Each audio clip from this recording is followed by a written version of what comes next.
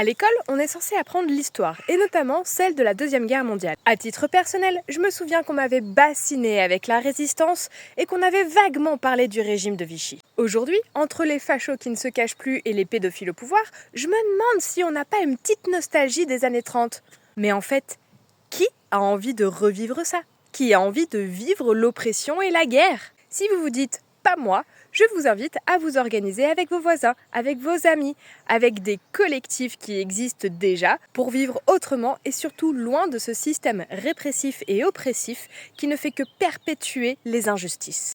Et si vous vous demandez comment faire, ou si vous vous dites que s'organiser avec des gens c'est pas fait pour vous, c'est plus simple de s'organiser tout seul, en fait, on sait déjà s'organiser en groupe. Nous sommes des êtres sociaux, fondamentalement, c'est ce qui nous fait du bien de nous organiser en groupe. Ça a été notre manière de survivre pendant tout le long de notre existence, et c'est quelque chose que l'on continue à faire de manière ludique avec les jeux de société notamment. Donc en fait, on sait s'organiser. Et si vous avez envie de changer mais que vous ne savez pas par où commencer, allez zioter sur ma chaîne. Entre les vidéos que j'ai faites et ma playlist coup de cœur instructif, vous avez largement ce qu'il faut pour commencer.